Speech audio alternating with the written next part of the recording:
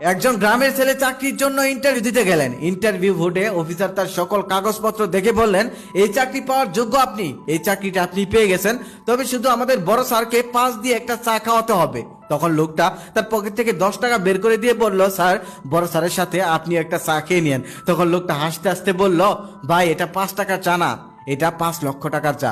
তারপর ছেলেটা মন খারাপ করে বাড়িতে চলে গেল। বাড়িতে গিয়ে তার বাবাকে বলল, বাবা চাকরি পেতে হলে 5 লক্ষ টাকা লাগবে। তখন তার বাবা জমি জমা বিক্রি করে 5 লক্ষ টাকা দিয়ে ছেলেকে চাকরিটা নিয়ে দিলেন। বড় সাহেব তো খুশিতে আত্মহারা, আজকে সে 5 লক্ষ টাকা পেয়েছে। সে তাড়াতাড়ি বাসায় চলে গেল, কারণ আজকে তার ছেলের জন্মদিন। তারপর সে বাড়িতে গিয়ে একটা 5 লক্ষ টাকার মোটর সাইকেলের চাবি তার হাতে দিয়ে বলল, বাবা হ্যাপি বার্থডে টু ইউ। তখন তার ছেলে তাকে জড়িয়ে ধরে বলল, বাবা তুমি আমার পৃথিবীর শ্রেষ্ঠ বাবা। ছেলেটা অনেক খুশি হয়ে মোটর সাইকেলটা নিয়ে রাস্তায় চলে গেল।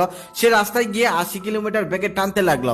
হঠাৎ একটি গাড়ি এসে তাকে বাজিয়ে দিল, নিয়ে গেল হসপিটালে যাওয়ার পর ডক্টর বলতেছে ওকে একটা অপারেশন করতে হবে, অপারেশন করতে লাগবে 10 লক্ষ টাকা। এটা শুনে তার বাবা পাগল হয়ে গেল।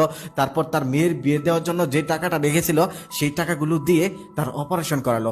ডক্টর তো সেদিন মহা খুশি, কারণ 2 লক্ষ টাকার অপারেশন 10 লক্ষ টাকায় করিয়েছে। তারপর সে খুশিতে বাড়িতে গেল। বাড়িতে যাওয়ার পর শুনতে পেল তার মেয়েকে কিডন্যাপ করা হয়েছে। কিডন্যাপাররা তার মুক্তিপণ চেয়েছে 15 লক্ষ টাকা। তখন ডক্টর সেই 10 লক্ষ আর 5 লক্ষ টাকা নিজের ক্যাশ থেকে সেই মেয়েকে ছাড়িয়ে আনলো। তার কিছুক্ষণ পর সেই কিডন্যাপার গুলোকে ধরলো পুলিশ ধরে তাদের সমস্ত টাকা নিয়ে তাদেরকে জেলে ভরে দিল।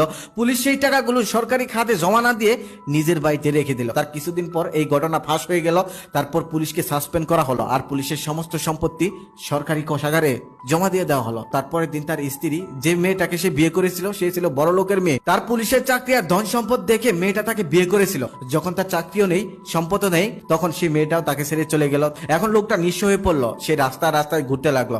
এক মসজিদে গিয়ে রাত কাটালো। সেই মসজিদের হুজুর তার জীবন কাহিনী জিজ্ঞেস করলো আর সে সবকিছু খুলে বলল। তারপর হুজুর তাকে বলল, আপনি নামাজ পড়ুন, আপনি আল্লাহর কাজ করুন, আল্লাহ আপনাকে একসময় ঠিকই মাফ করে দিবে। তারপর সে নামাজ পড়তে লাগলো, একদম 5 ওয়াক্ত নামাজ পড়া শুরু করলো। তারপর সে ইমানদার লোক হয়ে গেল। কিছুদিন পর সে একটা প্রাইভেট কোম্পানিতে চাকরি নিল, বেতন হলো 15,000 টাকা। তারপর সে ওই টাকা দিয়ে চলতে লাগলো আর নামাজ পড়তে লাগলো, আল্লাহর কাজ করতে লাগলো। এভাবে কিছুদিন যাওয়ার পর সে হুজুরের কাছে আসলো। হুজুর কাছে আসার পর হুজুর তাকে জিজ্ঞেস করলো, এখন আপনার দিনকাল কেমন চলতেছে? তখন লোকটা বলেন, যখন আমি অবৈধ পথে মাসে 10 লক্ষ টাকা ইনকাম করতাম, তখন আমি এসি রুমে শান্তিতে ঘুমাতে পারতাম না।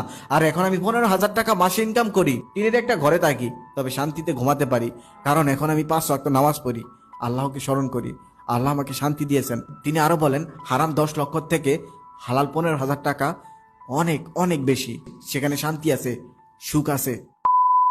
গনিমে একজন মিথ্যাবাদী, এমনকি একটু কিছু হলেই বাড়িয়ে বাড়িয়ে বলে বেড়ায় এমন একজন ব্যক্তি। একদিন তার 25টি স্বর্ণমুদ্রা হারিয়ে গেল। সে এলাকার সবার কাছে বলে বেড়াতে লাগলো, আমার 30টি স্বর্ণমুদ্রা হারিয়ে গেছে। পাশের বাড়ির এক ছোট্ট মেয়ে সেই স্বর্ণমুদ্রা পেয়ে তার বাবাকে নিয়ে দিল।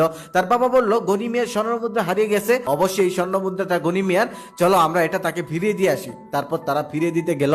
তারপর গনি মিয়া স্বর্ণমুদ্রা গুনে বলল, এখানে তো 25টি, আমার হারিয়েছে 30টি, নিশ্চয়ই তোমরা 5টি মেরে দিয়েছ। তখন লোকটা বলতেছে, আমার মেয়ে 25টাই পেয়েছে আর আমরা তোমাকে 25টাই ফিরে দিয়েছি। কিন্তু লোকটা একটা মানতে নারাজ। তারপর লোকটা রাজার কাছে বিচার নিয়ে গেল। রাজা বিচার করতেছে। রাজা গনি মিয়াকে জিজ্ঞেস করলো, আপনার কয়টা স্বর্ণমুদ্রা হারিয়েছে? গনি মিয়া তখন বলল, আমার 30টি স্বর্ণমুদ্রা হারিয়েছে। রাজা তখন সেই ছোট্ট মেয়েকে ডেকে বলল, তুমি কয়টা স্বর্ণমুদ্রা পেয়েছো? মেয়েটি তখন বলল, আমি 25টি স্বর্ণমুদ্রা পেয়েছি।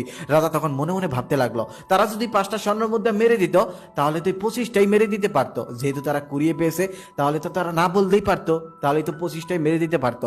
অবশ্যই তারা স্বর্ণমুদ্রা মারেনি। রাজা তখন গনি মিয়াকে বলল, গনি মিয়া আপনি ওই 25টি স্বর্ণমুদ্রা আমাকে ফিরে দিন, এই 25 স্বর্ণমুদ্রা আপনার নয়। আর রাজা ঘোষণা করে দিল যে যার 25টি হারিয়েছে সে যেন এসে নিয়ে যায়, আর যে 30টি পেয়েছে সে যেন এসে দিয়ে যায়। তখন গনি মিয়া বলতেছে, মহারাজ এটাই আমার, আমি মিথ্যা বলেছিলাম। রাজা তখন বলেন, আমি কিভাবে বুঝবো আপনি আগেই মিথ্যা বলেছিলেন নাকি এখন মিথ্যা বলতেছেন?